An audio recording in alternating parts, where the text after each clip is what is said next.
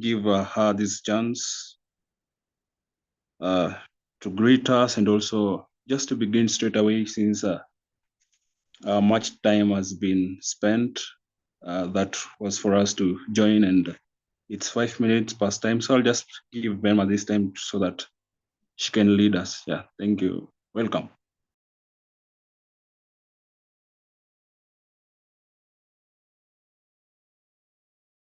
Okay, thank you for that, Joshua. I believe that everyone is okay and everyone is faring on well. Kindly confirm that you can see my screen first. Yeah, your screen is well. You can see it. Oh, and you can also hear me well. Yeah, sure. All right. Thank you for having me here today. And I'll be the facilitator for the session today. And I hope that you all are going to enjoy the session. So let me just set up my presentation. Then in a few, then we're going to start. So, but before we start, my name is Vema Oloch, a cybersecurity analyst by profession. And I have a number of years in cybersecurity right now, practicing cybersecurity. And I'm quite honored to be here today to take us through an awareness session of cybersecurity.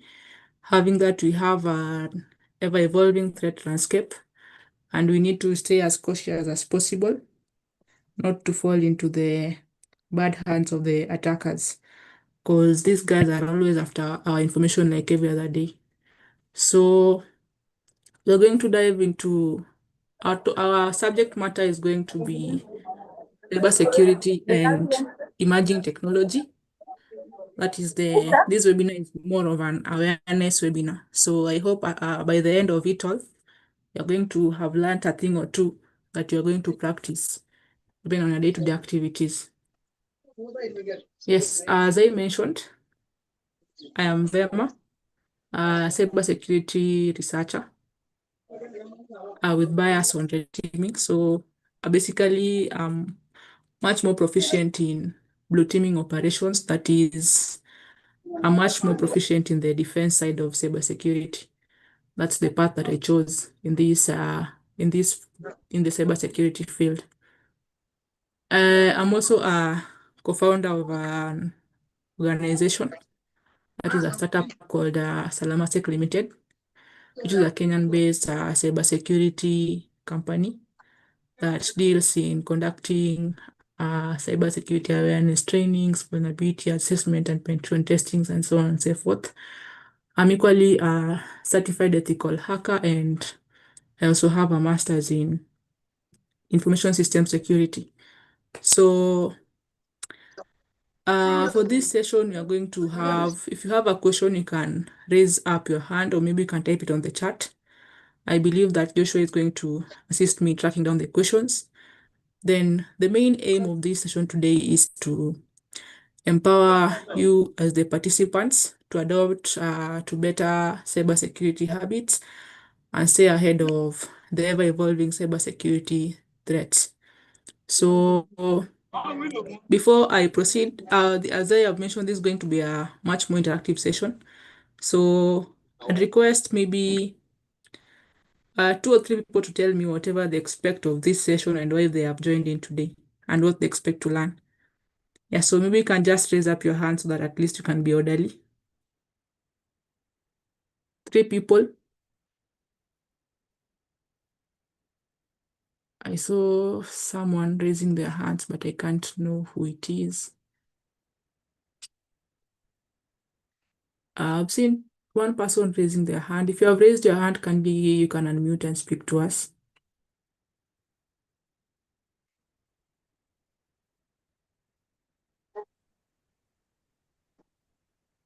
Is anyone speaking?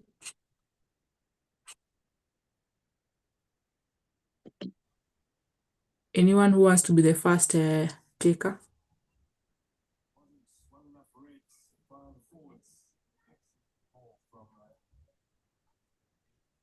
Is someone speaking? I can't get to hear them. Oh, I can see Evans.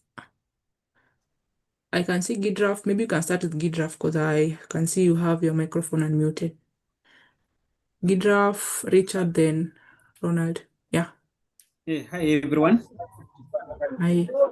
Sorry, I'm looking forward to know more on how I can protect my business data, but more so as a business owner, I'm looking forward on how I can be able to venture into cyber security business and be able to sell and to protect other people's business.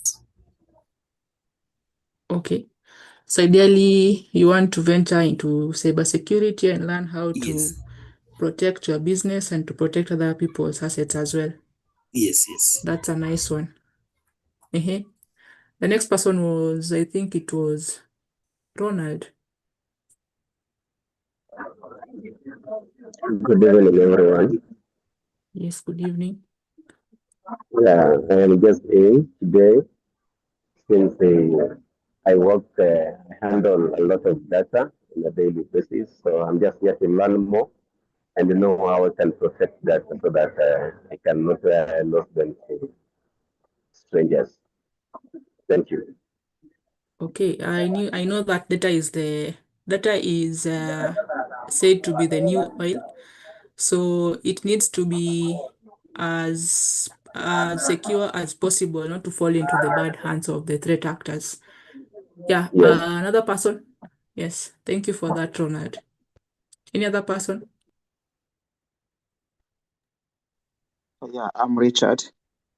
Yes, Richard. Yeah, hi everyone. Hi. Yeah, I also like to know more about this program because I can see it's the first time for me to meet you guys. My aim is to know you and learn new skills from you and see how maybe I can be still supported with the program. All right. So maybe you can get one last person. That is Nalual. Yeah, so for Richard, he wants to learn more in cybersecurity and see how he can get protected. So I believe that by the end of the 3 days of the session, at least you shall have learned something that you can put into practice. Yes, Nyalwal being the Okay. last person.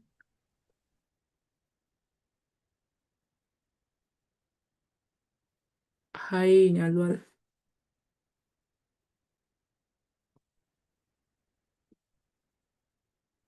Okay, so maybe he can't get to hear us, but maybe from one lady, I've only heard from gents so far.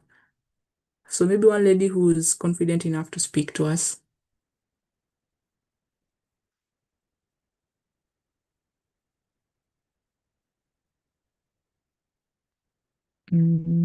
I can see there are no ladies today. So maybe you can just proceed to save us on time. I can see that some of them have just texted in the chat. Oh, they're typing on the chat. Okay. Yeah. Florence, okay, maybe you can start with Sarah. Sarah is saying that she wants to learn more. Esther is expecting to arm herself with cybersecurity skills. Evelyn, uh, expecting to learn more about securing the data. Lorraine is expecting to explore much of the security issues concerning technology. Yeah, so those are just but a few of those that are found on the chat. Okay, so Sarah wants to learn more and to expand on her knowledge and also know how CCNA and cybersecurity are related. So yeah, so by the end of this, you shall have learned all these things because I believe that in the technology-driven world that we are in right now, currently, this has expanded the threat landscape or maybe the attack surface of these threat actors that we live within our technology ecosystem, within the digital ecosystem. So we have our devices, our smartphones. I believe that most people, if not all, are interacting with smartphones or maybe smart devices in one way or another during their day-to-day activities at work or maybe using their mobile phones. So all these devices, they generate data. And this data is so much important to us that it should not be exposed to any perpetrators or maybe any external person that are not supposed to get hold of this data. So this 3 days webinar, we're going to look at some aspects of cybersecurity and data protection as well, because these two things go hand in hand, so that at least you can be able to appreciate the fact that we have cybersecurity in play and data protection also in play in our country and maybe in the world at large, so that at least you can know what our rights are and how we can go about protecting our data and maybe the rights that we have towards those that are processing our different types of data. Yeah, so fast forward, the agenda for today will be, we're going to look at the common threats and vulnerabilities within our landscape, some basic cybersecurity hygiene, the best practices to secure our data. Then we're going to demystify AI and its impact in cybersecurity, the strategies to stay ahead of the curve, and walk through on social engineering. So later in this class, for the first 2 days, we're going to tackle something on cybersecurity. Then on the third day, we're going to tackle something on data protection. And all these days will be coupled with discussions. So we will be having some discussions that at least will be testing our knowledge on whatever we have learned so far. So I believe that you guys are going to have enjoyed the sessions and at least we shall have learned something. Yes, to proceed into our first content of the day. So we have some of the common threats and vulnerabilities within our ecosystem. So maybe someone could be asking, what is a threat and what is a vulnerability? So ideally, a threat is anything that can cause harm to maybe a system or maybe to a person. And a vulnerability is any weakness that can attract this threat actor, maybe a threat, to get hold of our systems or get hold of our data. That is in a layman's language. Yeah, so we have different factors and different risks that can be exploited by these attackers or maybe these threat actors. Threat actors in this case are maybe like the attackers that get hold of, that gain unauthorized access into our systems. So basically, these are the hackers. So I know that most of us have interacted with this term hackers, but in the cybersecurity field, we call them the threat actors. So some of these factors and risks that are exposed to, maybe that can be leveraged by these threat actors are maybe the phishing and the aspect of phishing and social engineering. We have weak passwords coming into play. We have insider threats, and we have the lack of cybersecurity awareness coming into play as well. So within the first, so that at least I can put us into context, I'd like us to have a gist with the video over here that I'm gonna share with us, so that at least you can know what is social engineering and how it happens. So I'll just share my screen again. Let me just share my whole screen. Yeah, so maybe you can confirm if you can hear the sound. You can confirm if you can hear the sound quite clearly. Anyone? Or you post the video, so Okay.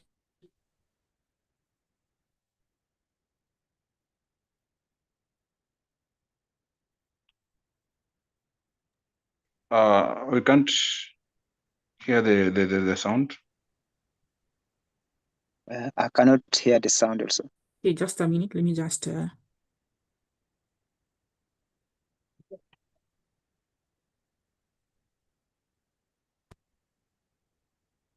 Can you hear the sound right now? Wrong.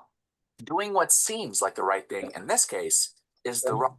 Yeah. Has this ever It's happened not to you? okay. You get a text message claiming your debit card may have been used for a fraudulent purchase. The text is urgent and instructs you to text or call a number before more fraudulent charges are posted to your account.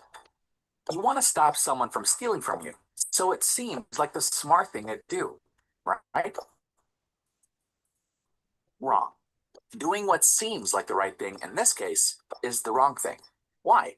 Because you have been targeted by cyber criminals through social engineering. Social engineering is a manipulation technique used by cyber criminals. It's where they try to trick you into revealing sensitive information, like passwords or credit card data.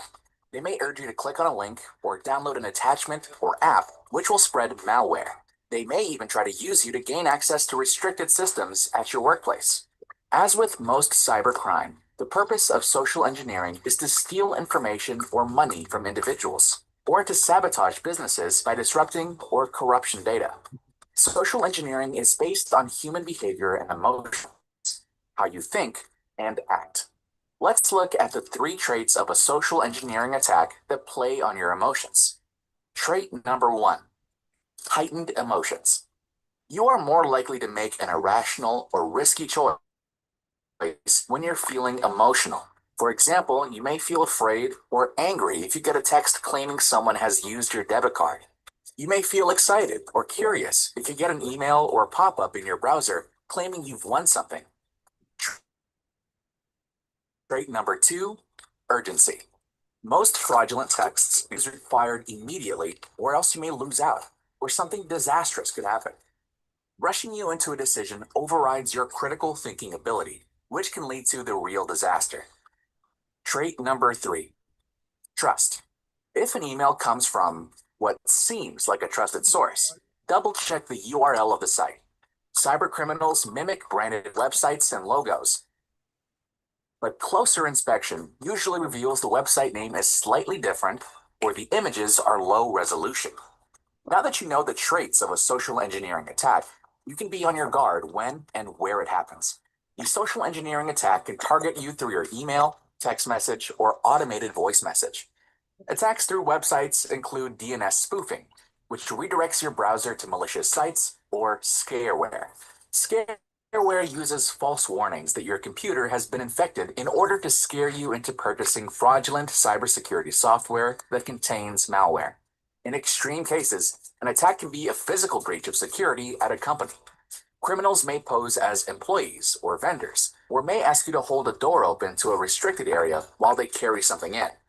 If you suspect you are being targeted with a social engineering attack, play it cool and take a moment to ask yourself these security questions. Are my emotions heightened? Did this come from a legitimate person? Or does the email address use characters that mimic others? Would my friend send this? Does the website have an irregular URL, low resolution photos, or contain typos? Does the offer sound too good to be true? Does the attachment or link name seem odd, or can this person prove their identity? Be proactive about your privacy and security on your desktop and mobile devices. Playing it cool when you get urgent messages. Never sharing your sensitive information is a good place to start. Now that you recognize social engineering, Yes, so from that video, I believe that you can now have a gist of what social engineering is. So really, this is an attack on the human mind, where an attacker tries to deceive you, or maybe to deceive you into getting some information about yourself by sending you maybe emails, SMSs, or maybe calling you pretending to be someone whom they are not. So we have some other kinds of threats and vulnerabilities that can be utilized by these attackers. The other one being the weak or reused passwords. So I know that we are all victims of this. Majorly we use maybe our admission numbers that we had back in high school. Maybe someone can be using their phone numbers as their passwords. They can be using their favorite pet names and etc and etc. So we fail to update our passwords, and it's always recommended that we should be updating our passwords like after every 3 months, so that at least we can maintain a good password hygiene. So some of the risks that can tend to occur by us not complying to all these things is the aspect of our accounts being compromised by these attackers. So this has been quite prevalent in the past days, because I've had a number of people coming to me that they have their accounts taken over by some of the attackers, and they'd like to they'd like to get them back to themselves. But definitely, if this attacker gets hold of your account, the first thing they'll do is to change your password, or maybe change the other settings. Maybe if you had some maybe if you had multi-factor authentication, a weak multi-factor authentication enabled, they could change it to maybe their phone number or etc and etc. So we have some of the real world examples of breaches that happened. So one of them being a Microsoft 2019 breach, and we have a Dropbox 2018 breach that happened where some passwords were compromised, and this led to the account takeovers of, and these attackers were able to get access into the company's infrastructure to download documents and to perform privilege escalation and to do anything that they wanted in their systems. So another interesting breach that happened was a colonial pipeline attack in the United States, which led to the fluctuation of the supply of jet fuel. That was in 2016 in May. So you can interact with all these cases on the internet because they are all available for our consumption. So some of the best practices that we can put in place, the first one being we should be using unique passwords for every account that we have. Most of us have been victims of reusing password like in every account that we have. One of the major risks to this, if maybe the attacker has hold of your password, they can do an attack called a password spring attack to all the accounts that you have, and they can gain access to your accounts. And maybe if it's a bank account, they can withdraw money and they can incapacitate you from accessing the account legitimately. So the other practice that you can use is using a password manager. We have these applications, so maybe we have these tools called password managers, because we can't, for the human nature, we can't be able to remember everything. So we can have password managers to help us in storing our passwords.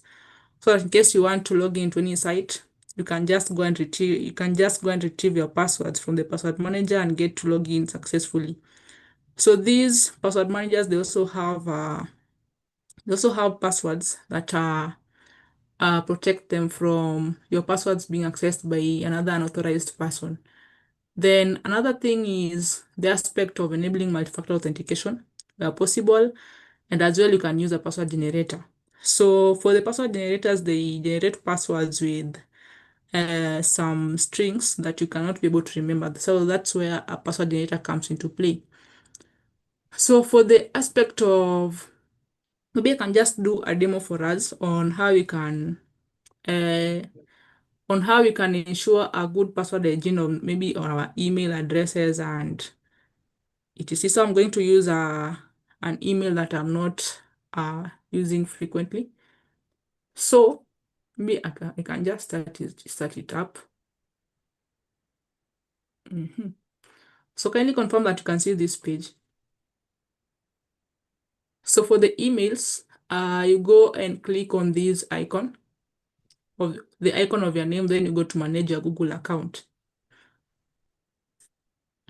So on this dashboard, we have a variety of options. So one thing that we're going to cover on the later slides, we're going to cover something about maybe storing our passwords on our browsers. Maybe most of the time when you want to log into a browser, it requests you maybe if you can save the password. So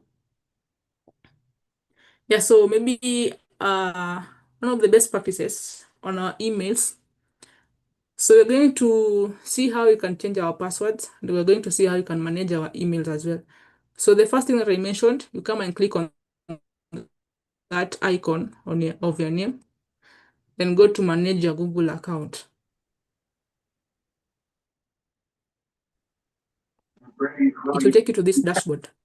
So on this dashboard, we have the landing page, which has the privacy and personalization, your account is protected, and etc. So we have the personal information about this account, which is all here. So whatever we're going to look at, our major points of concern here today is the security bit of it. So here you can set up, you can change your passwords, you can set up passkeys, And as well, you can add multi-factor authentication. So if you want to change your password, go to go to security, then you go to password.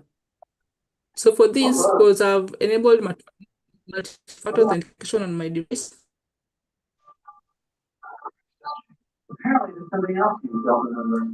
you can't be able to change the right for it to be able to change my password. But for now, I'm not interested in changing my password. I'll just that. But this is the station so that at least you can be able to assist in loading in the meantime so that at least you can tackle them on the go. Yeah, so that's how you can change your password. So one of the key things that people tend to forget is enabling this aspect of the two-step verification. If you don't enable this, it will be so much easier for someone to take over your account if they know your password. So always ensure that on your email address, maybe your company email address, or maybe your personal email address, you have this enabled, this two-step verification enabled. So at least if someone wants to log into a device, they need to have your other maybe device, maybe your phone number for them to log into your account. So ensure that these information are private as possible so that at least the attackers cannot get a hold of them. So another thing, once you have this enabled, you can set up, maybe you can set up all these things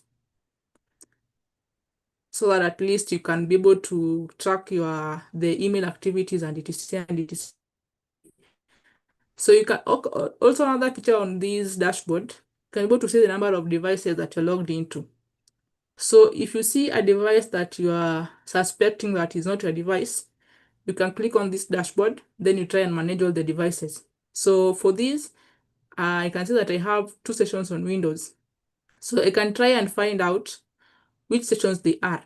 So if you find a malicious session, you can just sign it out because maybe there's someone who was an attacker and they managed to log into your device and they have the sessions active. So you can just sign them out and change all so that at least they can lock them out. Then remember to enable the multi-factor authentication on all your devices so that at least you can have a multi-layer protection on all your devices that you are using. Yeah, so maybe Joshua can help us in muting all the people. Yeah, so fast forward. Okay, so as we mentioned earlier on the video that we have just seen, we saw that something about phishing and social engineering taking place. So ideally, if someone has your email address, yeah, so maybe if someone has your email address, they can be able to send a social engineering attack. They can be able to send a social engineering email to you, and you being unsuspecting, you click on all those links and give your information. Then they'll try and log into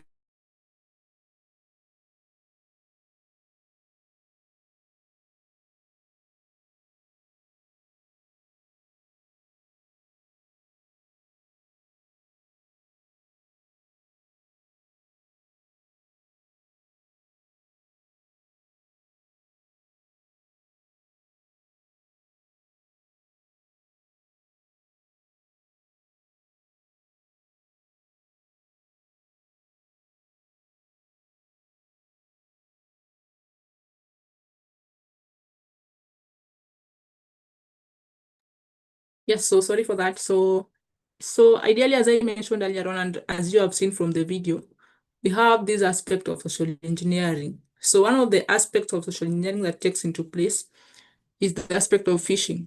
So ideally phishing, as this image over here, this attacker gets hold of information or maybe sends you the malicious email. You being unsuspecting, you fill all your credentials, then they get hold of your credentials. They have the links to the site that you are accessing. and they have all the credentials. So they'll just have to log into the sites.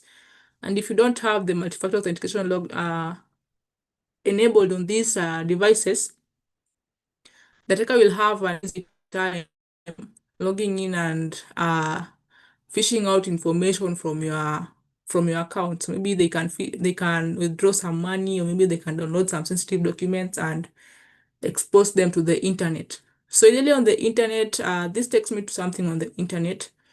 We have 3 layers on the internet. So the first layer being the surface web. So ideally the surface web is whatever we interact with on our day-to-day activities. So we have some other layers of the internet. We have another layer called, the second layer is called the deep web. So for this layer, you'll have to use some commands called the Google to hack. So we use Google to deep web that you can't access on the surface web. Then we have another layer called the dark web. So this is the deepest layer of the internet. And for this layer, for you to access it, you need to have yourself anonymized, because we have attackers on this layer that are just looking for someone to just after the dark web without securing themselves, so that at least they can get to dish out some information from them. So most of our information, if they are okay, for the layers, we have the surface web, we have the deep web, and we have the dark web. So once our information have been stolen by these attackers, most of them, they are going to be sold on the dark web. So on this dark web, we have different marketplaces. It's more of the realistic marketplaces that we have maybe in our different counties. So the dark web also has this kind of marketplaces where you can find all this information, right from the databases, the email addresses, the company informations, and etc. So for you not to for your data not to be sold on the dark web, you need to have all these precautions as fast as possible. So some of the common forms of phishing, we have email phishing, we have spear phishing, and we have phishing. So for email phishing, as I mentioned earlier on, we have fake invoices, fake bank alerts, fake promotions being sent by an attacker to our email addresses. So later on in this session, we're going to take an exercise. That is a phishing. We're going to take an exercise on phishing, where we're going to do a test to validate our phishing, the knowledge of phishing, and how you can on how you can identify some of the malicious links that can be sent to us by perpetrators. Yeah, the next form of phishing is peer phishing. So no one is always secure from this unless you can be able to identify some of these malicious links on the go. So maybe one of the most recent experiences that I had was last week. So someone called me out of the blues, and they were pretending to give me a job on behalf of another company. So they were requesting for a number of information. But once they gave me their email address, I sensed something fishy about the email address, and I went to verify the company domain. So on verifying the company domain, I saw that the actual company domain ended with a .com. But for this person who called me, their email domain ended with a .co.ke. So this is the first red flag. You know that for this company, for their email addresses, they'll have to end with a .com, but this person's is ending with a .co.ke. So definitely this is a malicious site, maybe a malicious user, or maybe an attacker that is trying to exfiltrate some money from you, disguising to be the legitimate employer. So I went ahead and verified their email address on the browsers, and I could validate the thing that this was just but a form of a scam that this person was trying to leverage on me. Yeah, so another form of phishing is spear phishing. So for spear phishing, it's more of a targeted attack. where it's more of a professional form of phishing. So this is a targeted campaign where this attacker is on a specific person within the organization they wish to compromise. So they know maybe if they send an email to Joshua and Joshua has some high privilege access to the company accounts. If they get hold of these usernames and the passwords, definitely they shall have gotten hold of this company's resources. So that's more of a spear phishing attack. So daily we know that for these hunters, for them to go and hunt and get a successful hunt, they'll have to specifically point the spears on a specific target. So that's more of how the analogy of the spear phishing. They have to get information about the specific person that they want to attack and send them maybe the emails, the SMSs, or maybe call them. So we have also AI coming into play, having some aspects of attacks called the deepfakes. So these are generally someone is trying to, maybe someone is calling you using the phishing attack. They are pretending to, okay, they have mimics the voice of the ICT personnel within your company. So you being unsuspecting, you just send them your usernames and the passwords to your accounts.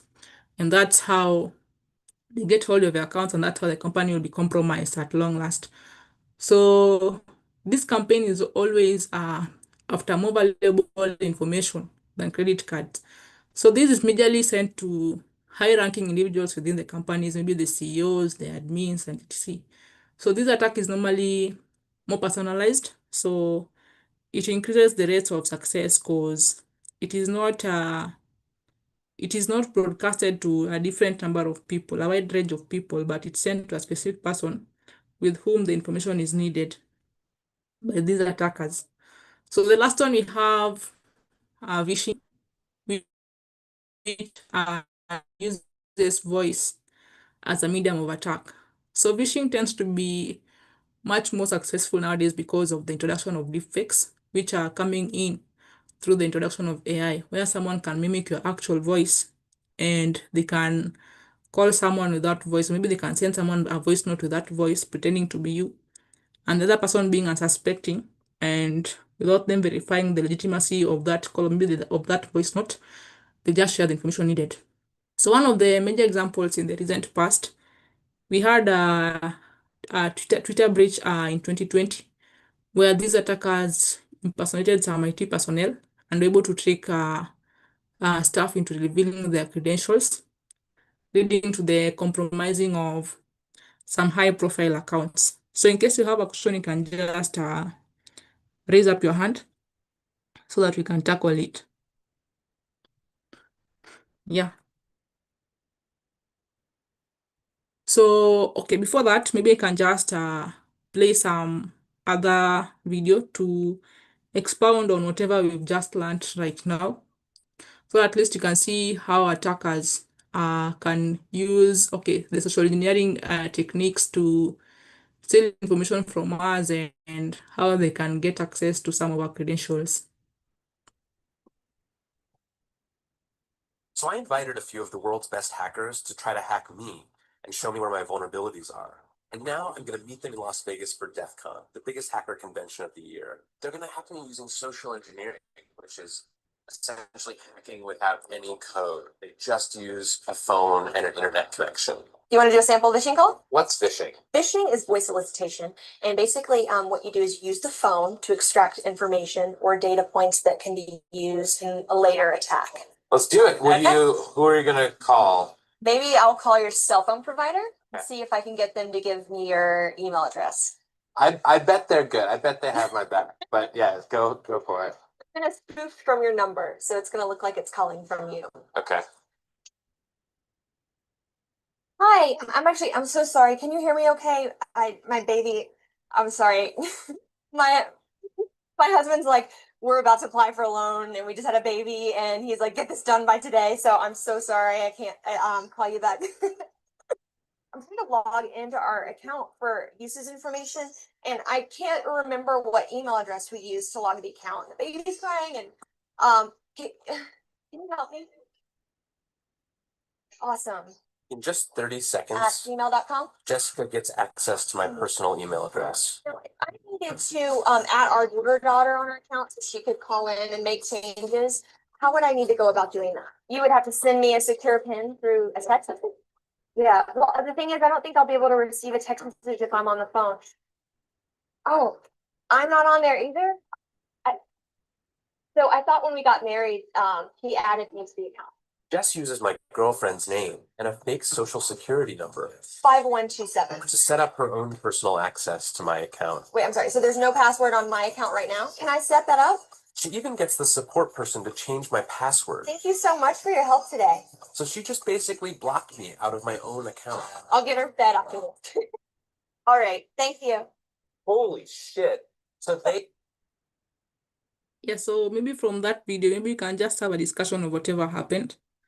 So how do you think like some of these attackers can manipulate some of these things in real time to get access to our credentials? So like how was this lady able to gain access to this guy's information, and how was she able to even change the passwords and etc. So anyone who's quite confident enough, maybe you can just raise up your hand and tell us what you think based on whatever we've learned. Like I can see several people raising their hands, so we'll go first with Maureen. Not Maureen, but Beatrice. Yes, You can go Beatrice. first. Mhm. Yes, Beatrice.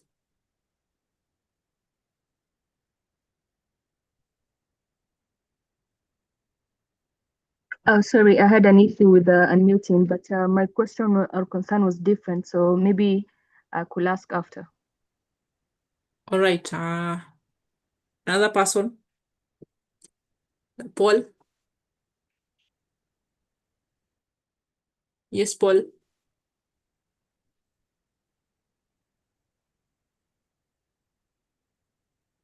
Hi, Paul. We can't hear you. Maybe Paul is not ready. Maybe we can have Clement.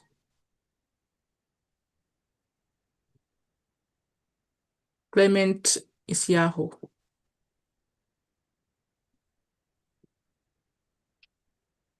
Hi, Clement.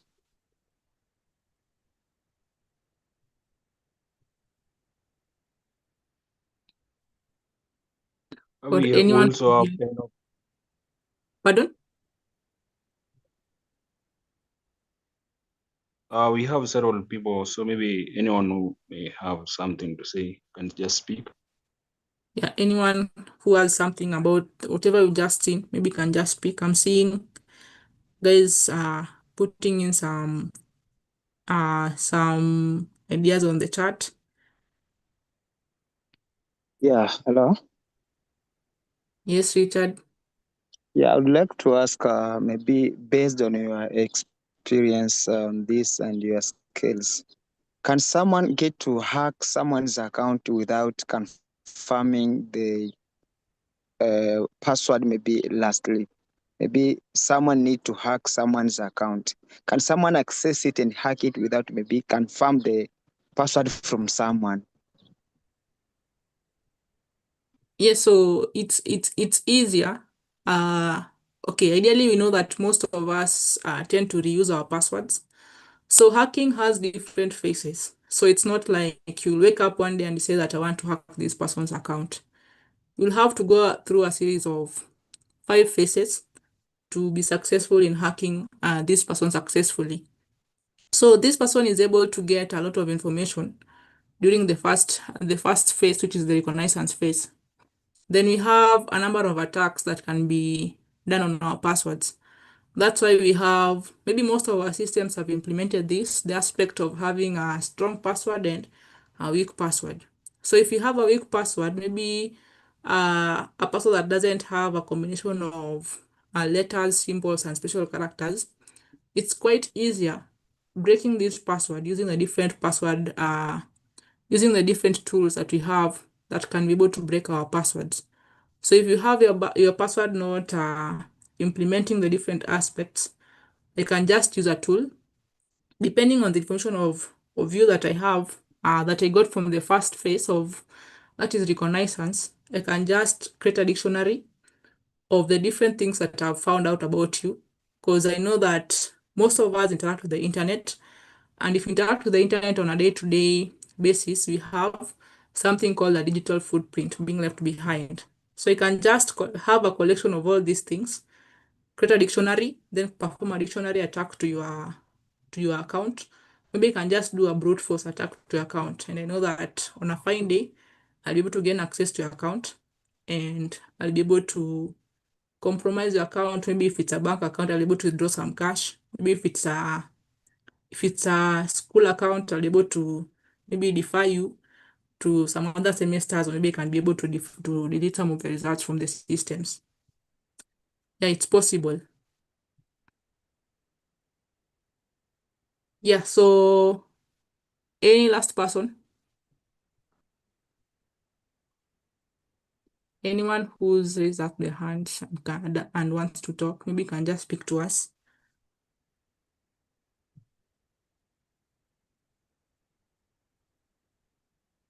I can see a number of people have raised their hands, so anyone who's ready can just unmute and speak to us. We are going to take the last person. Yes, good evening. Good evening, Ronald. Yeah, once again, you talk of the types of phishing, the one of fear phishing. And you talked of, you managed to verify that the company was using .com at the end.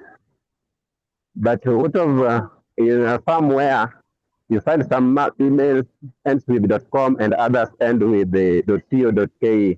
How will you be able to know the difference that this person want to hack my system? For example, where I work, the emails which end with .com and other emails end with .co.ke. That's okay. Okay, there are so many ways of verifying whether these are legitimate email or not.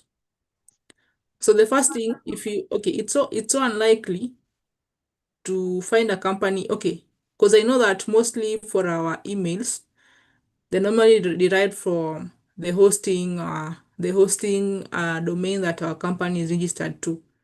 So finding a company having two different domains is quite unlikely. So, but if you have the two different domains, definitely someone can verify whether that is a legitimate domain or maybe it's a spoofed domain. Because one of the things that you can learn from the aspect of phishing, these guys come with they try to build trust with you first. So these are going to see from the exercise that you're going to take after the last video that you're going to watch.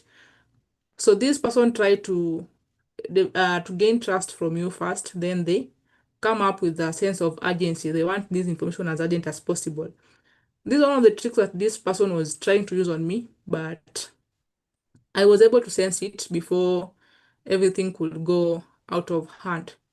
So we have a number of tools that you can use to verify whether this is a phishing email or maybe it's not a phishing email. One of the tools, without being biased, is a tool called a fish tool.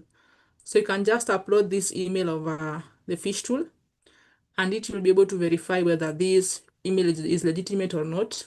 Then, if you have links attached to that email, we have a tool called VirusTotal. You'll just have to upload these. Maybe I'll just type the names on the chat. And we have the second tool called VirusTotal. So you can just upload all these links and try to verify whether this link is legitimate or malicious, because most of them are always reported. And if they have, maybe this is a high level bit of it, if they have their domains listed over there, we know how to obtain the IP addresses to the domain. So maybe we can just verify. Okay, also on VirusTotal, you can verify whether this domain name is legitimate or not. Plus, you also have another tool called Abuse IPDB. In case you can be able to generate the IP address, you're able to verify whether this is a legitimate domain or not.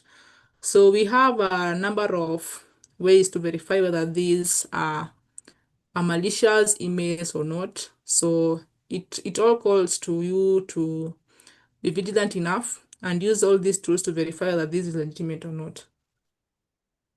Yeah, so fast forward, save on time. They just gave you access to my entire cell phone. Yeah, so the last video.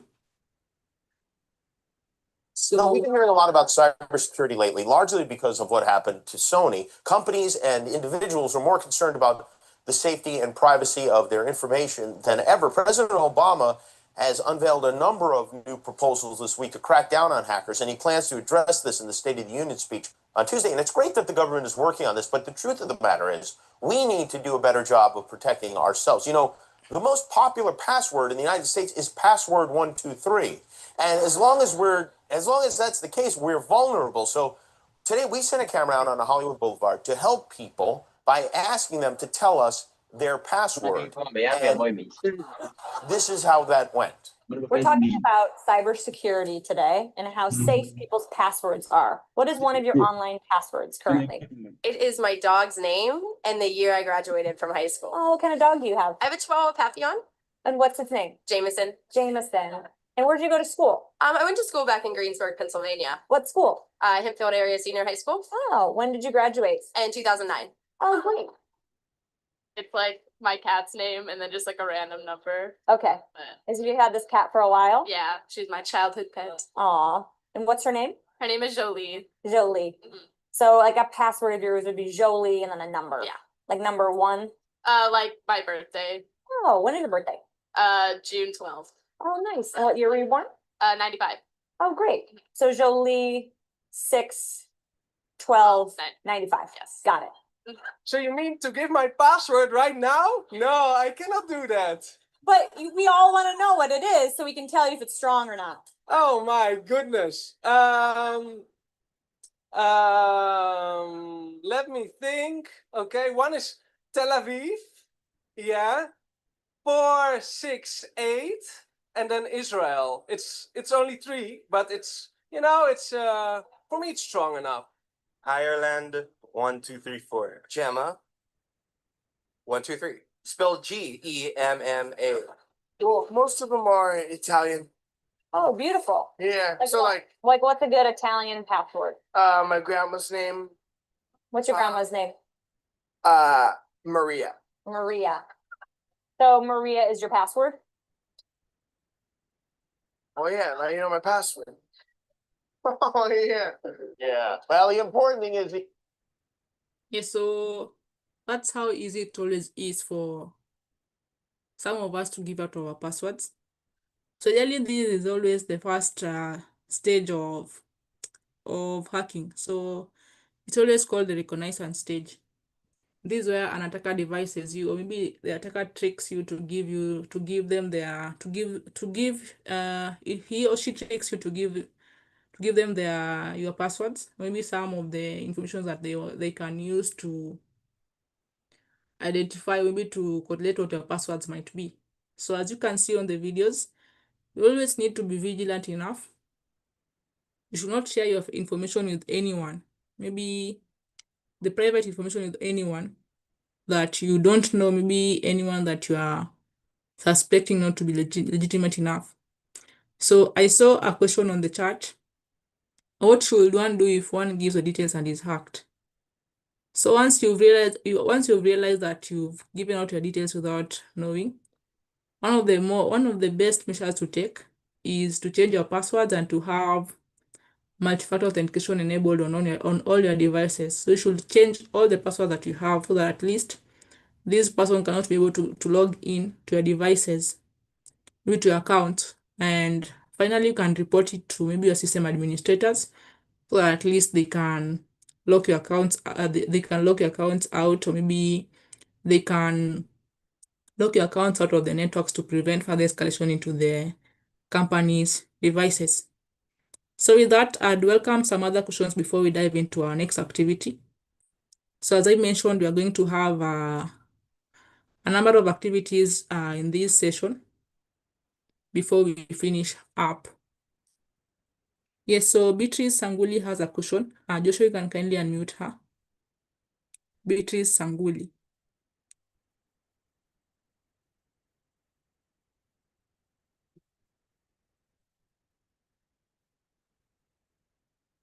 Can see Beatrice Sanguli saying that she has a question. Yeah, hi, Vema. Hi. So I have an incident that happened. So I wanted to understand whether it was sort of a hacking that was happening in place. This incident happened on LinkedIn. Apparently, there was a very attractive site, or rather, ad that was saying if you want to learn more about some certain content, you can register. And it looked very legit. So apparently, I did register. They were asking for your email, the company email, and your details. But after doing so, they shared now their payment details for you to be able to access the full content of whatever they were showcasing there. So I had a call the next day from an Indian-ish or sort of number. I picked, so I thought it was really legit. We had a conversation. She was like telling me, for you to proceed, you need to proceed and pay. So I did not do that. I immediately noticed this is not right. So the next day, the number, somebody called me again, but now with a Kenyan number. So this one became even more suspicious. So I blocked both numbers. But so the funny thing that I noticed afterwards is I started noticing several accounts being opened on LinkedIn based on the company image. But these were totally guys who had zero following, but guys from Bangladesh or India, like very weird countries. So could have that been one of ways, maybe a new way guys are using, especially on LinkedIn, to hack you or something? Okay, that's an interesting one. So we have got a number of such devices coming into play as well. So maybe one caution, if you meet a link anywhere that you're not familiar to, you should always verify whether it's legitimate or not using the various tools that I've just mentioned. So the second thing, you should not give too much of your details. So for this, we're going to see something in data protection called data minimization. So if these guys are compliant to some of the measures that we have in land controlling data protection, they shouldn't be asking so much information that they don't need for you to access the course. And ideally, once you realize that you have done a mistake, the best thing is to go and change your passwords everywhere, and maybe you can just report the incident to LinkedIn so that at least they can take hold of the accounts that are being created. And as well, before accepting any connection on LinkedIn, because some of these guys are malicious people, they want to take over your account. So if you suspect that someone is malicious, maybe you can just verify their connections. So you can always avoid accepting connections from people whom you don't know and they have a low number of followers, or maybe they have a low number of connections on LinkedIn. So as well, it's all about verifying the authenticity before taking any action and giving your information. Because once you've given out information, there's no reverse to it. Yeah, so does that answer you, Beatrice?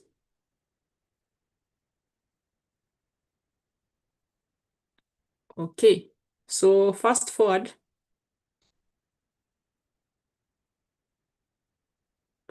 I'll give us a 5-minute break, a water break, so that at least we can come back refreshed for our next exercise. So our next exercise, we're going to do a quiz to verify, to see our different scores on whether we can be able to identify phishing legitimately, or maybe we are not able to identify phishing. Because I know, but as from the videos, as you can see, no one is prone to these phishing attacks. So someone can stop you by the road. They ask you for some information, then you without suspecting that they can be malicious people, just give out the information innocently. So by the end of this training, I believe that you will be able to identify phishing links and you'll be able to stay as secure as possible. So within the next 5 minutes for the water break, we'll be coming back and doing this quiz. I'll paste the link on the chat so that you can interact with the page. You don't have to use your actual credentials. You can use the aliases for you to access the content on this site. So the site is just type it on the chat.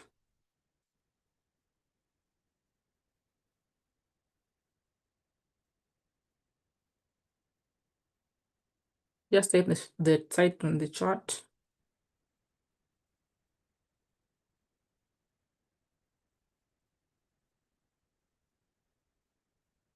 Yeah, so we'll take the exercise on that link.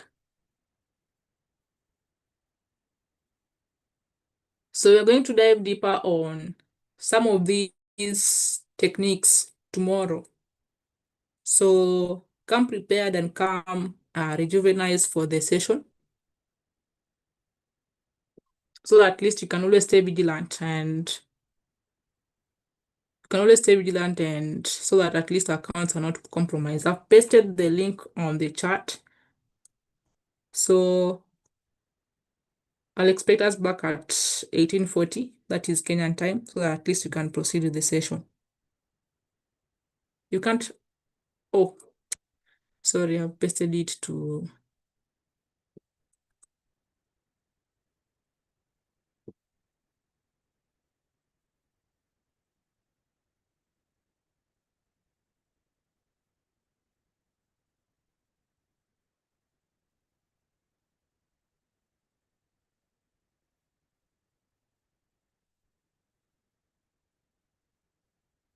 yes, so I'll paste it on the chat. You have 3 minutes remaining, so you can have water and glass of water and come back.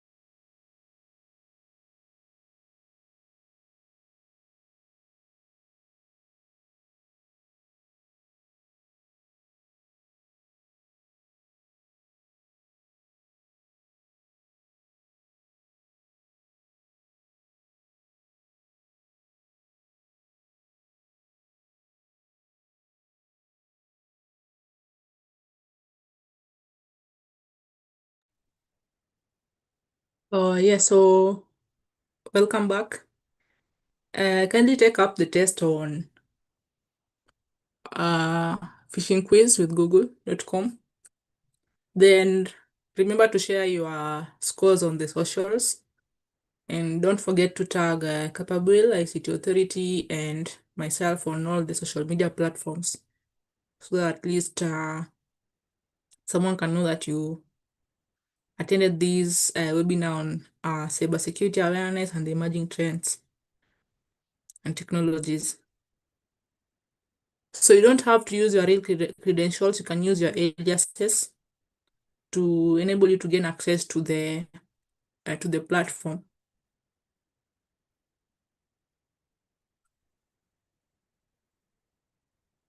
You can use some dummy information to gain access to the platform. You don't have to use your actual credentials to gain access to it. In case of anything, you can just type on the chat, or maybe you can just raise your hand so that at least you can get back to you.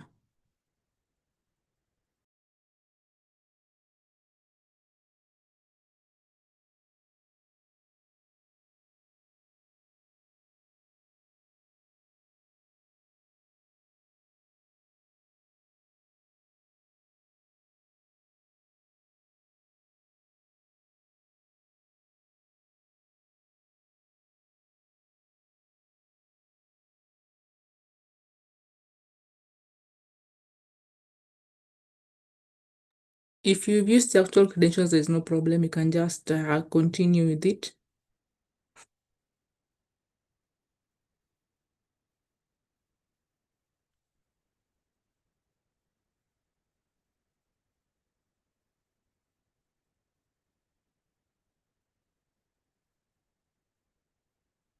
I can see Wilfred is mentioning something important. Yes, John, you can just proceed. There's no harm.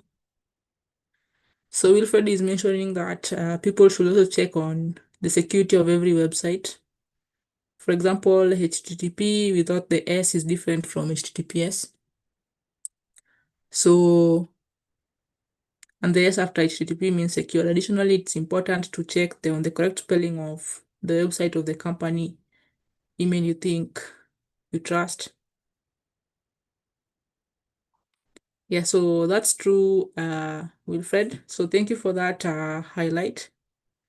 So maybe some of these domains might be legitimate, but they don't have the SSL certificates. So the SSL certificates are the ones which add the other S to the websites to ensure that they have a certificate and they can be validated as legitimate websites. So if some of these sites the certificates have expired, and it's all about renewing certificates.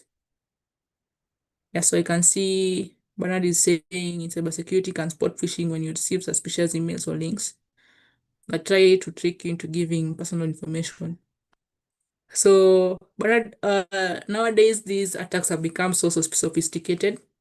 You might expect someone to send you the email with urgent messages, but they might send emails that don't look so much urgent. So it's all about being vigilant enough and staying on the lookout. So a better example is maybe whatever Wilfred has shared for the ICT authority.co.ke. As you can see, someone being unsuspecting, the attacker has changed maybe they have reversed the U and the A position. So you being unsuspecting, you just assume that it's ICT authority and go ahead and share information. So you always have to be on the lookout and verify everything before sharing any information. You can see that most of us are good students. Alex has 7 out of 10. Brenda has 6. Clavia has 8. Hillary has 7. Vincent 8. Wilfred 9. Charles 9. Nicholas 9. 7. For those whose links are not opening, maybe you can try on other browsers as well. Sharon has 10. Okay. Agnes has 5. Okay, I can see that most of us are good students. So hi Richard, we're doing an exercise on that link. We're trying to test on whether we can be able to identify phishing. We can be able to identify phishing emails or not. So there's that email. Not email, but there's that link that I'm posting on the chat. So you can interact with that at your free time. So to save us on time, you can just proceed. You can see that guys are done. Most of the guys are done. So if you're done, you can just type 1. If you're done, you can just type 1. Yeah, most of the guys are done. So maybe you can just proceed. So in case you're not done, you can just do the quiz. You can just do the quiz on phishing quiz with google.com and you'll catch up with us. So don't forget to share it on your socials. And remember to tag Capabuil Limited, ICT Authority, and myself, that is Vema Watch. Yeah. So let's proceed to dive into a much more interesting bit of the training session. Yeah, so as you have seen from the previous videos that you have watched, some of the best basic cyber hygiene practices that you can use. The first one is using strong and unique passwords. Some of the precautions: your name, date of birth, high school admission number, they don't count. So from the last video that you've watched, you've seen that most of them are using their grandmother's names, they're using their pet names, and these are some information that can be much easily be gotten hold of by these attackers, and they can get this information to our login platforms, and they can log into our sites through maybe brute force or maybe through the dictionary attacks. Another thing, you should avoid using the same passwords. Then most of us are prone to using sticky notes for storing our passwords. So a precaution: these sticky notes are not your friends, because if I pass by your desk, I will be able to see the password that you have indicated over there. Me being an attacker, not being an employee within your company, I'll just take a picture of it and go and try and log into your account. Maybe you can change your password and prevent you from logging into your accounts and prevent you from doing your work. Then, if remembering passwords is tiresome for you, just click the option of forgot your password. There's always this option on the different login pages. If you don't remember your password, just click on forget your password, then an email will be sent to you to set your passwords. Then, another thing, the browser autofill is not your friend. So maybe you can just show us how someone can get hold of our passwords. So I know that most of us, maybe when you log into the different sites, we tend to save our passwords on these browsers. So maybe if I have your machine, I can easily recover your passwords. I can easily recover your passwords by clicking on these 3 dots, then passwords and autofill. So maybe if you had made a payment somewhere, I can know the payment method that you used. But for me, I haven't saved any payment methods. So you can uncheck all these things so that at least you don't have any payment methods being saved by your browser. So if I want to gain access to it, I can just come to these 3 dots, then autofill and passwords. I have 3 options over here. So if you have your passwords on your browser that have been saved, you just click on this and I'll see your passwords. So for me, these are not accounts that I'm using, so the passwords are not they're not much more important. So this one is for a simulation kit, and I've also secured them as well. If anyone wants to access them, they'll have to have my fingerprint. So they can't access my passwords if they don't have my fingerprint. Another thing, the different addresses. So if you saved your addresses, maybe the shipping addresses, someone can know where you live. They can have your phone number, they can have your email addresses as well if they come and check on these dashboards that have been displayed over here by Google.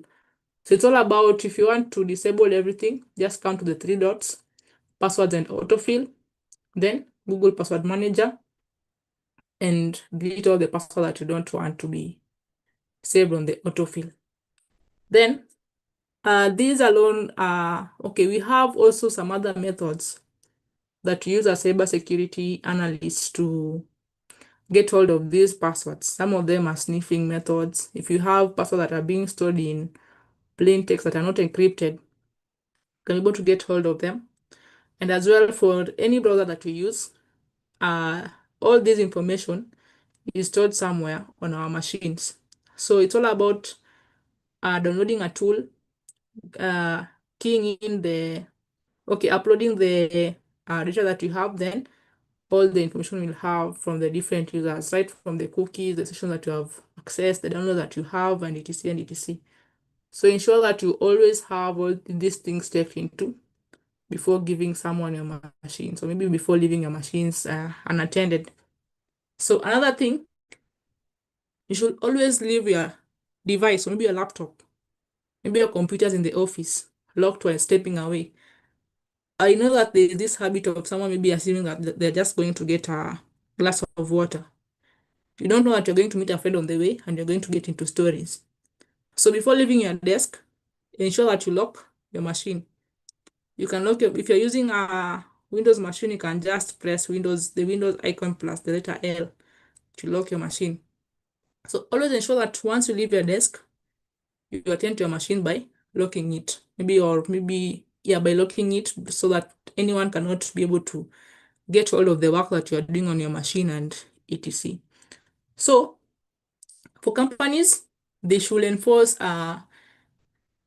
something called data loss prevention controls, such as restricting the different ports on the different company machines so that someone cannot just insert a USB machine to the device and it starts working.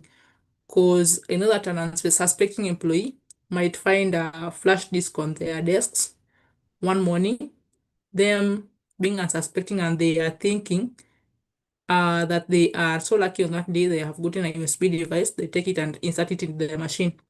Maybe this USB has a malware on it, and that's how the malware gets into your machine.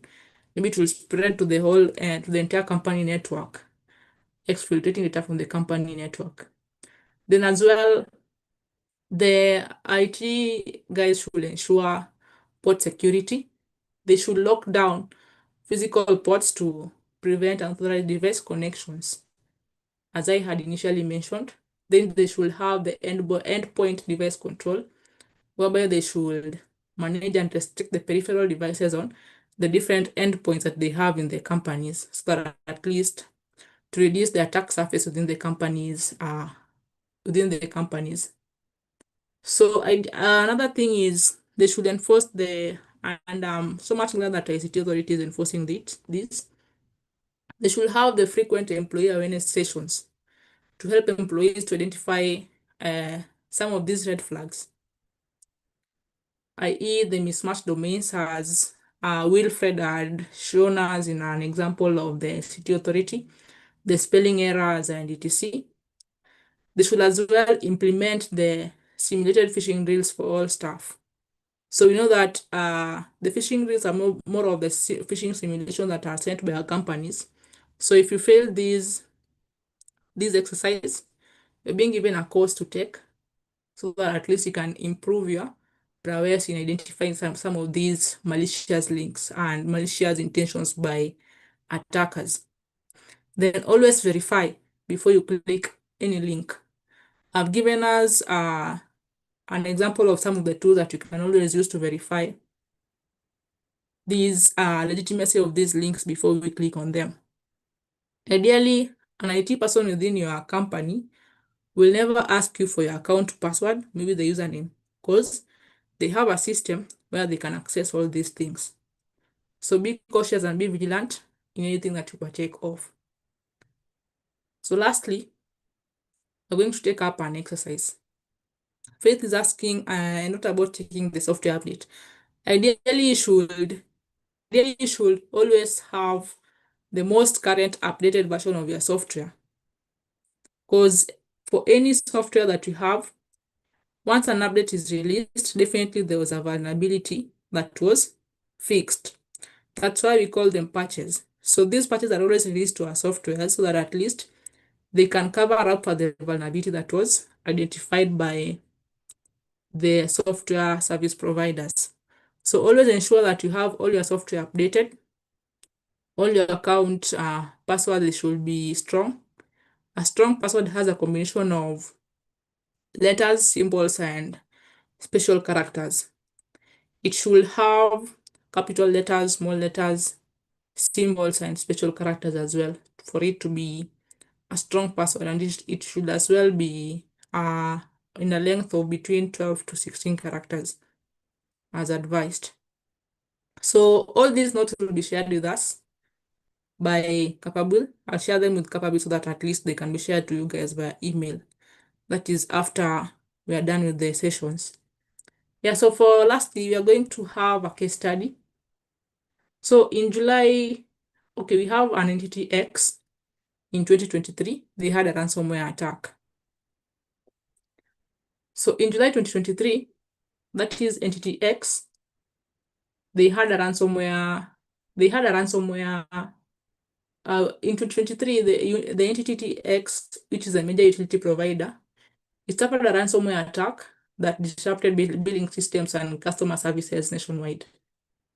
So attackers exploited vulnerabilities in outdated software and weak employee credentials, demanding a ransom in cryptocurrency.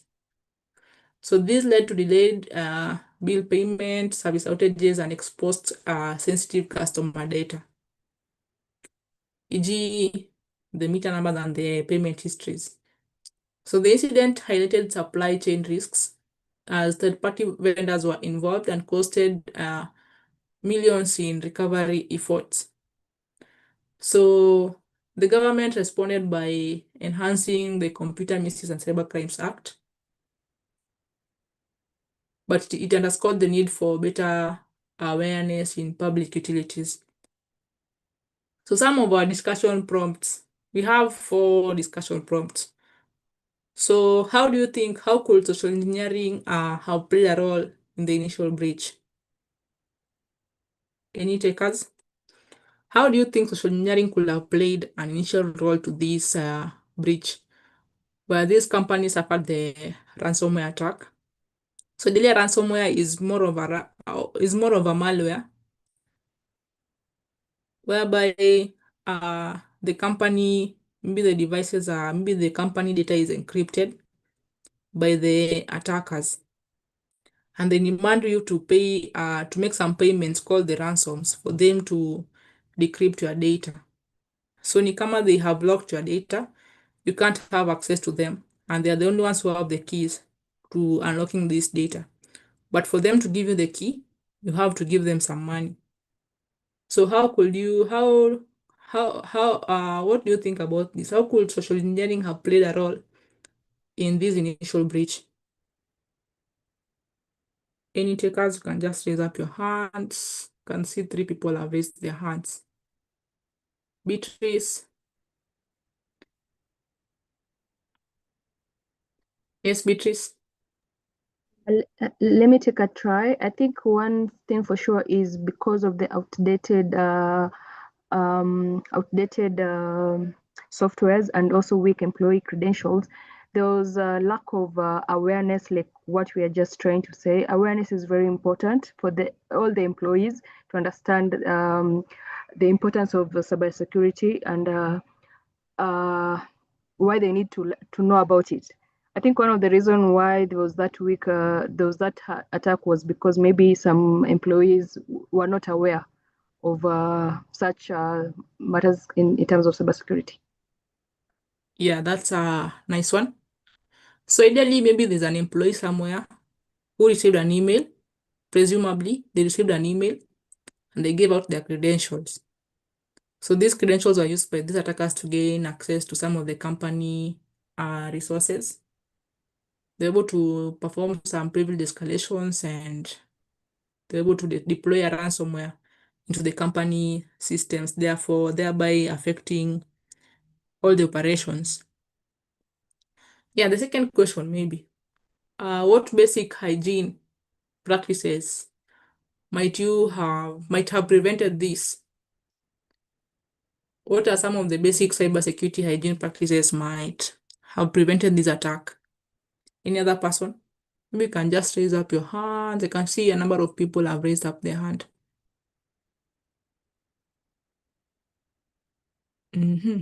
Brian?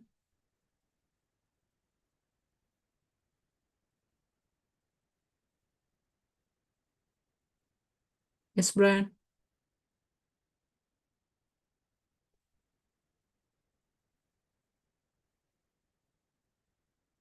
Okay. Clement?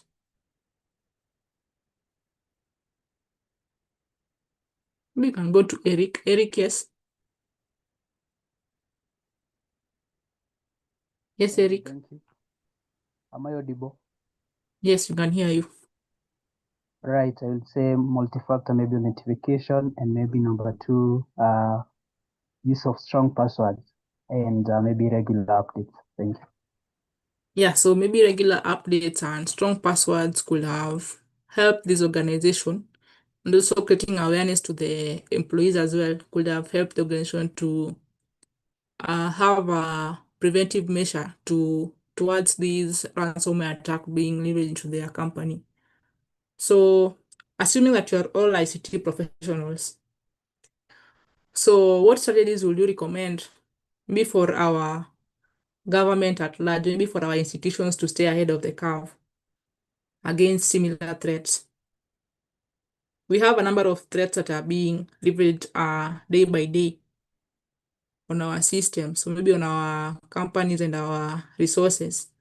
So what strategies will you recommend to our government or maybe to our organizations to stay ahead of this curve against some of the similar threats that might be leveraged to them?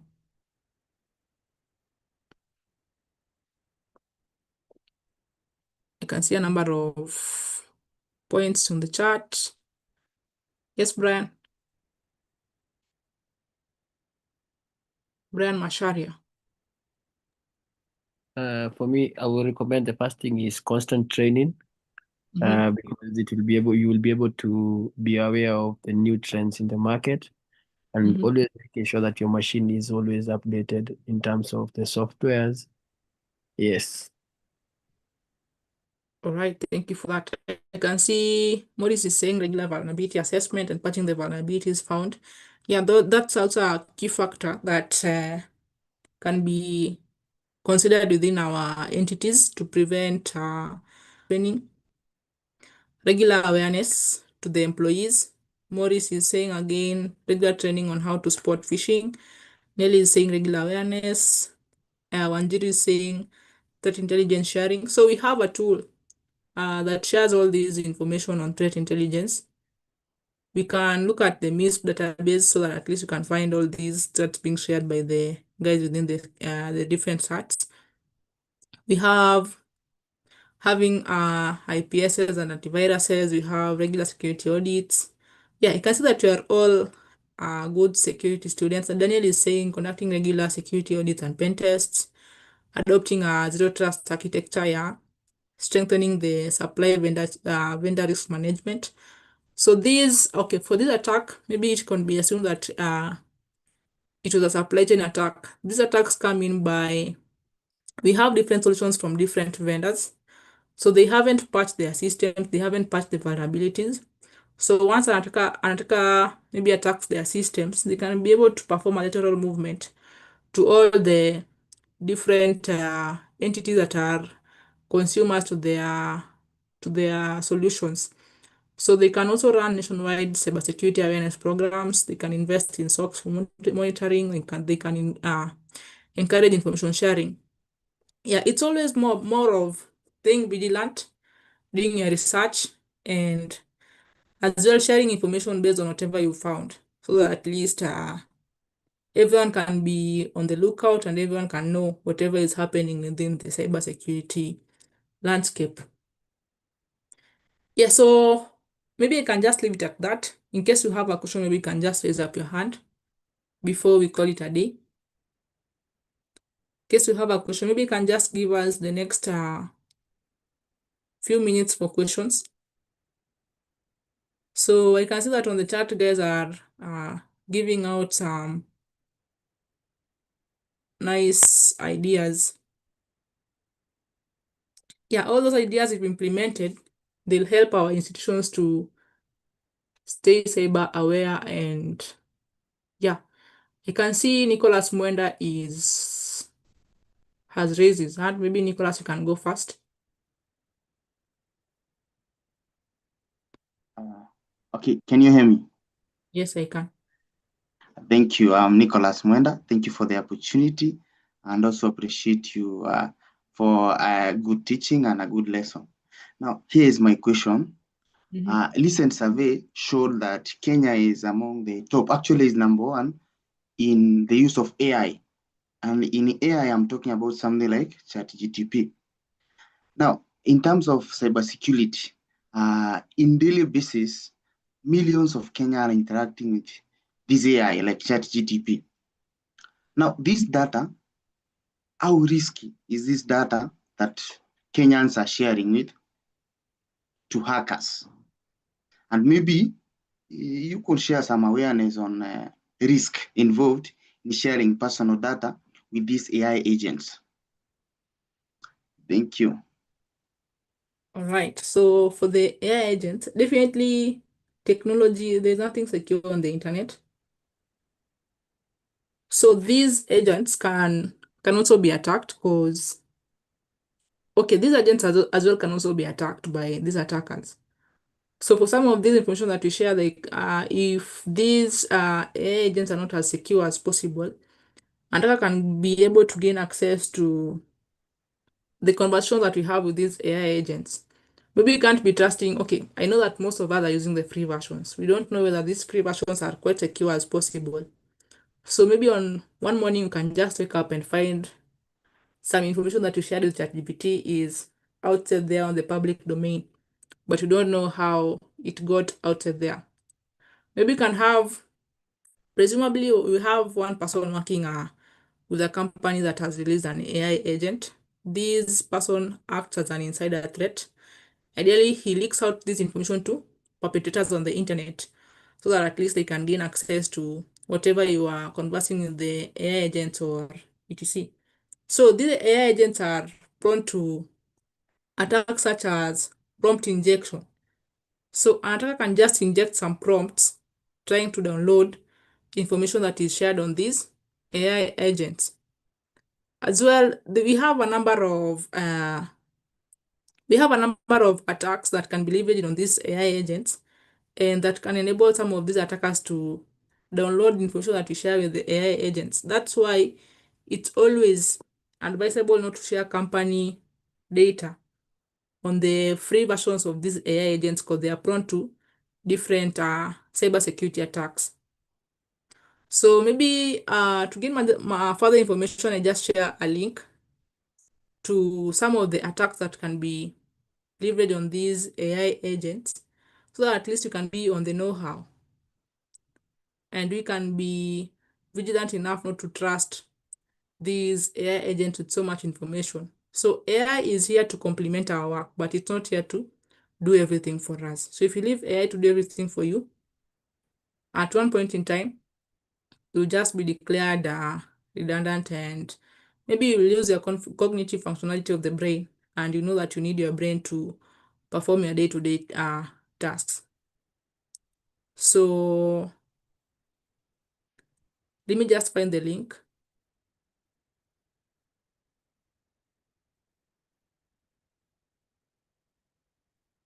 I'll just share the link before the end of the class. Maybe someone else can go next. Sami Kamau. Or maybe Nicholas, have I answered your question? But to top it up, I'll just share a link to a blog that you can read to understand how these AI agents can be attacked by the different perpetrators.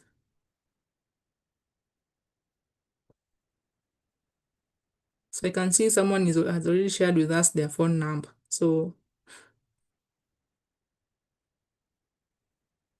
Okay, anyone else? I can see Sami. Sami Kamau, maybe you can talk to us.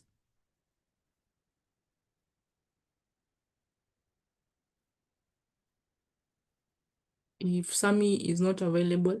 Hi, Sami, can you hear me? Yeah, I can hear you very well. Yes, maybe you can go next. Thank you for your time on teaching us about cybersecurity. Mhm. I wanted to ask, currently in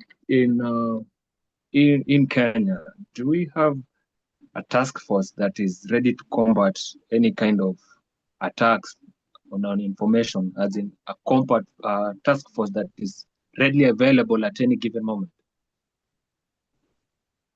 I think that's something that has been on the internet lately, and I believe that the Kenyan government is trying to, okay, with the communication authority is trying to come up with a task force that will be able to take all these things in control. Based on my previous research, I've seen that something about something revolving around that area is coming up. But I know that within this digital age, I know and I'm for sure that this task force will be into play. And I can see that Oscar is saying we have NC4, the task force NC4 in at work right now, but we have also AI coming into play. So more members are going to come up and more members are going to be constituted into these task forces to ensure that we are compliant as possible. Yeah, it will be a very good idea because you're heading up to it's called the golden age of technology, and we're going to receive a lot of attacks that we've never known. Yeah, sure. Yeah, thank you. All right, thank you for that. Yes, I'll take Maurice, Caleb, and Faith. So Maurice.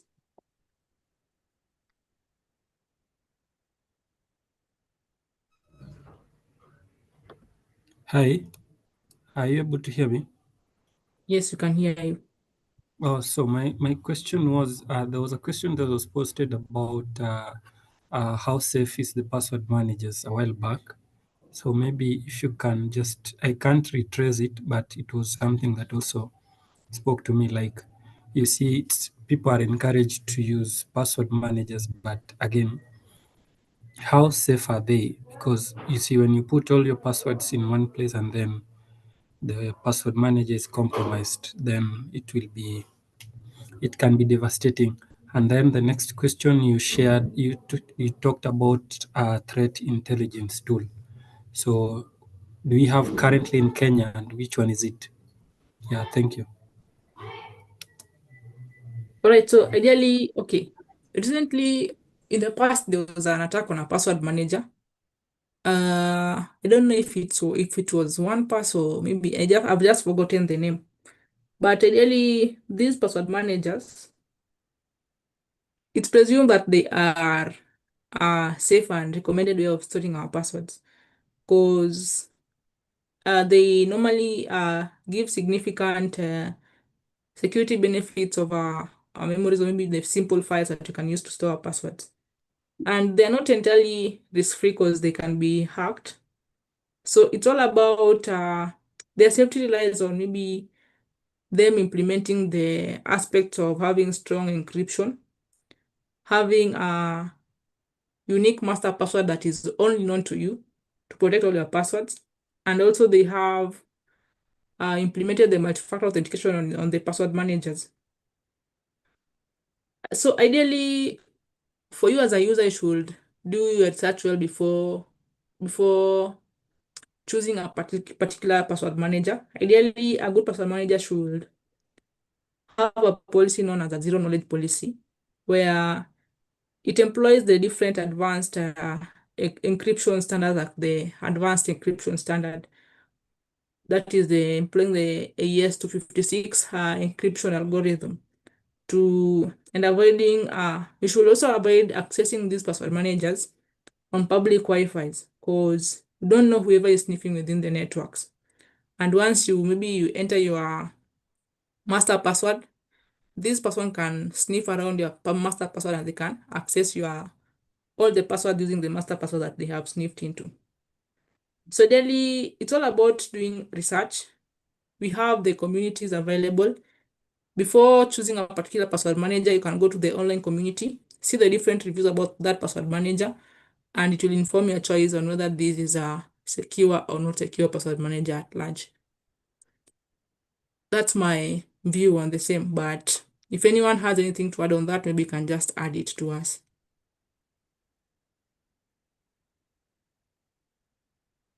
Yes, Maurice, are you answered? Then you had another question on, I've just forgotten the other question. Maybe you can just remind me on it.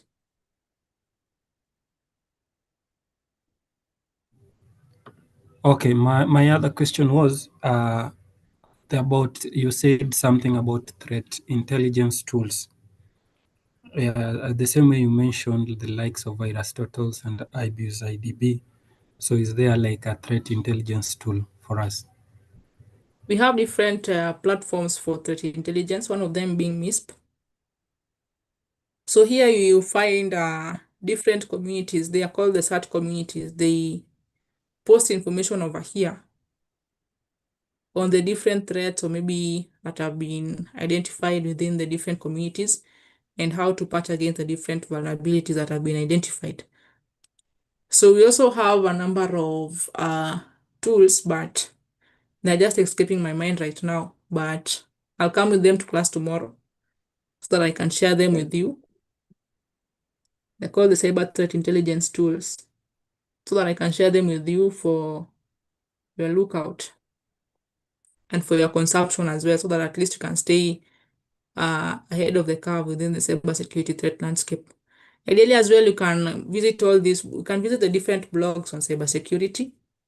We have different sites here sharing information about threats and vulnerabilities that have been uncovered, how you can patch them and what happened and what was exploited, so that at least you can be on the know-how of how this landscape is evolving like every other day.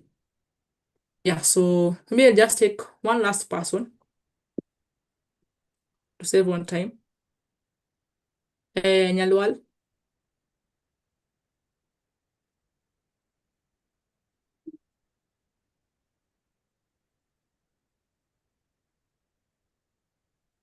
Okay, maybe we can take Caleb.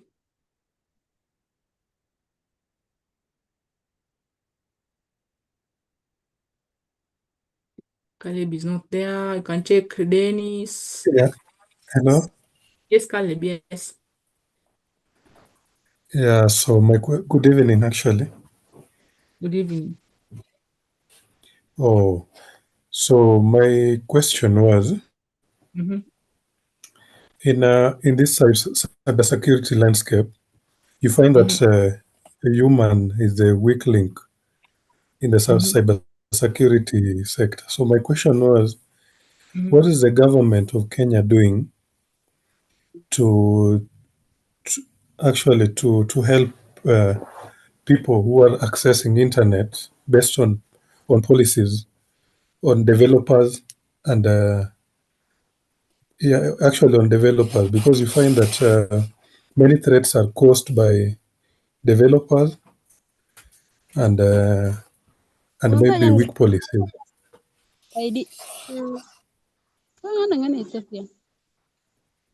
Okay, can see someone is speaking.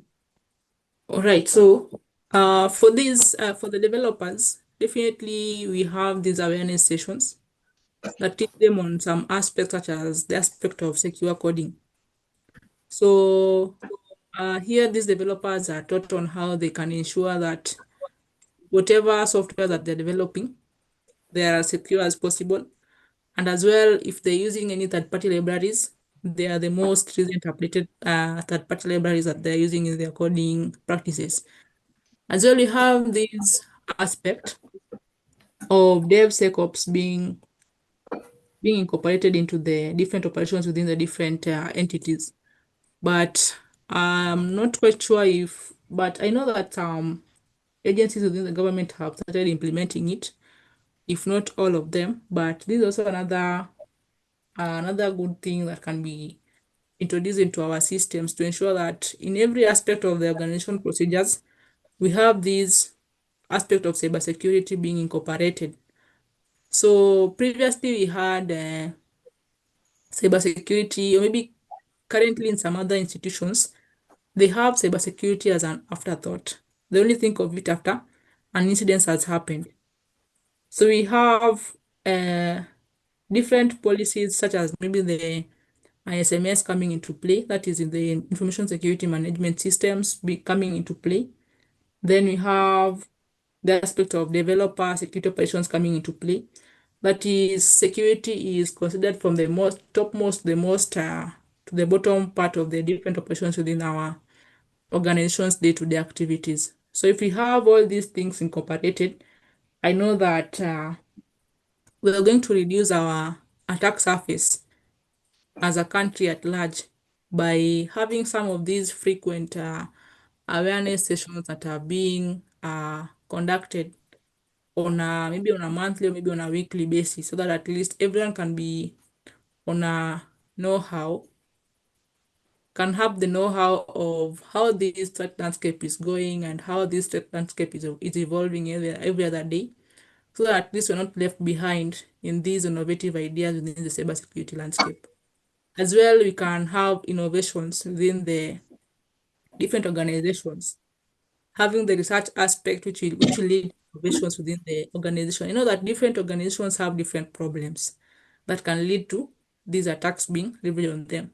So if we have a research team and we have the innovations team, these two teams can work hand in hand so that at least they can have innovative ideas to curb some of the problems that the organization is having, to prevent, to minimize or maybe to reduce their cybersecurity attack surface. Yeah, so I hope that I've May I answered your please, may I please okay, you've answered my question, but I wish to actually maybe add something, maybe just one question that will assist us in a way, please, if you allow me. All right, you can go ahead.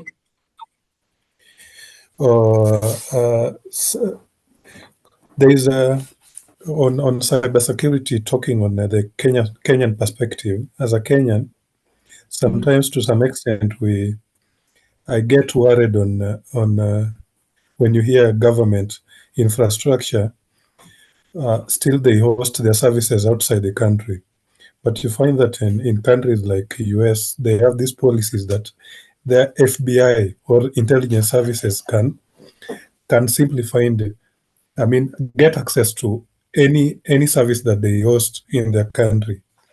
So my worry is, what is our government actually in the cybersecurity landscape trying to solve this question, because we find ourselves very vulnerable to other countries, because if we host our maybe services in countries like US, it means our government can't hide anything from other governments.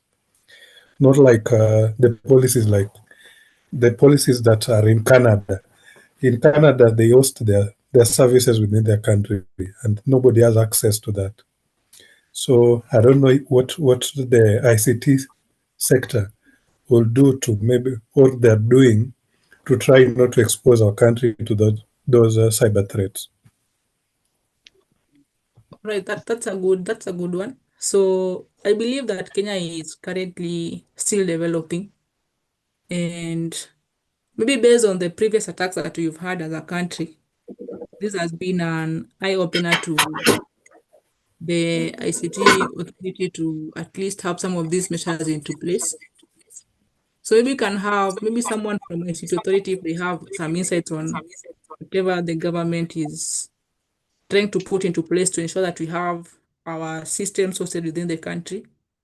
Maybe they can give us some insights on whatever they are doing within this scope to ensure that Kenya is also as independent as possible, to ensure that we also secure from some other countries that we are hosting our information on the different servers. So anyone from that can help us in that, maybe can take it up as an assignment so that at least you can come up with insights based on that tomorrow for tomorrow's session. if Caleb will allow us to do that. So maybe we can just take it up as an assignment. But I know that our country is currently growing, and maybe we can assume, maybe we can presume that we don't have the capacity to host our own stuff, but we have data centers coming up, and I know that they'll help us in curbing some of these problems that we are facing as a country.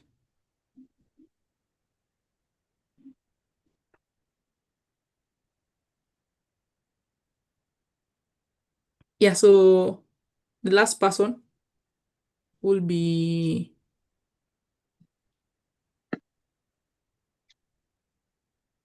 okay, I can't see this, the raised hands.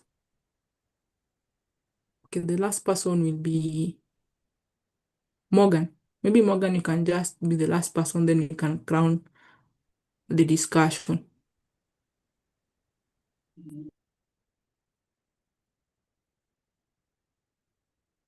Morgan Mutugi, if you can hear me.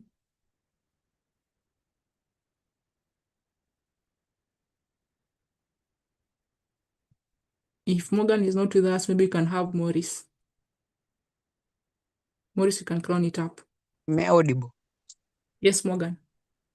Okay, my question was, Mhm. so recently there is this thread that malwares and rats are attached into a photo, then that photo is sent to a victim. When that victims open that photo, the malware get attached into his or her device, and the malware is not detectable by the antivirus. Now, how can you address us about that issue?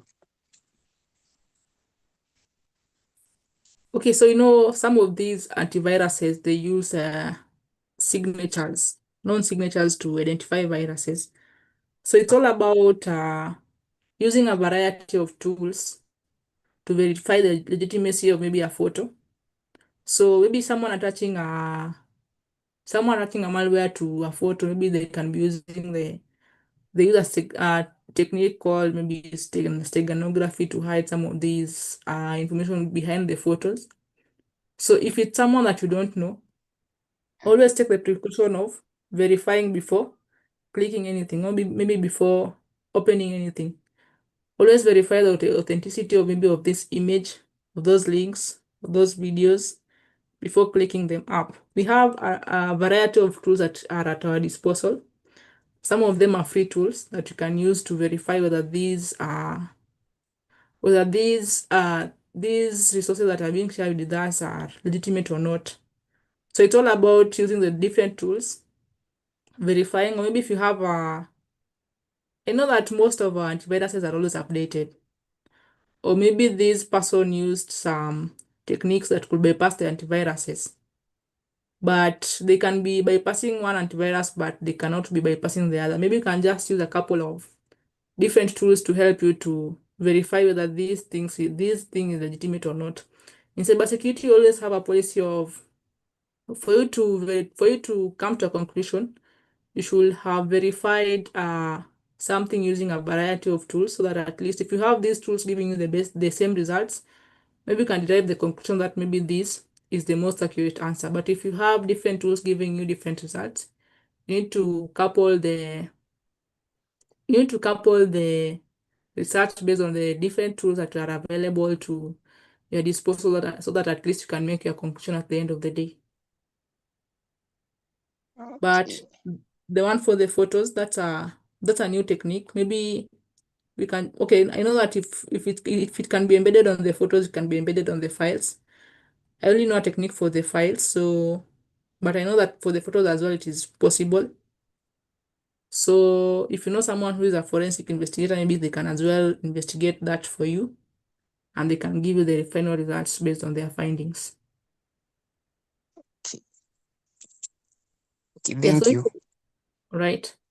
So if for today, you can just allow me to end it at that.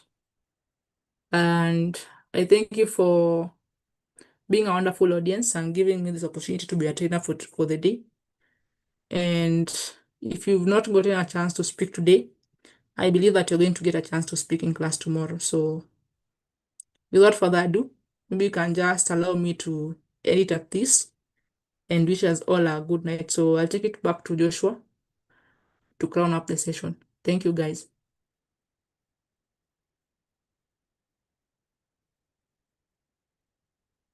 Yes, Joshua.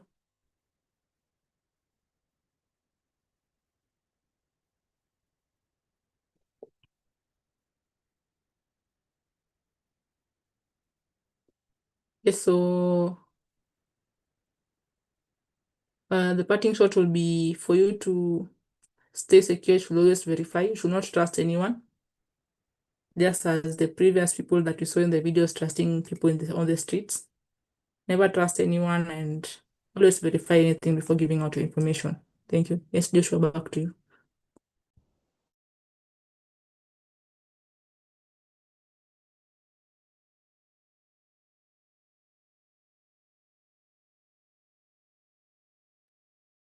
Okay, so good evening once again. I would like to thank Vema for the nice session that you've had with us, and also the participants.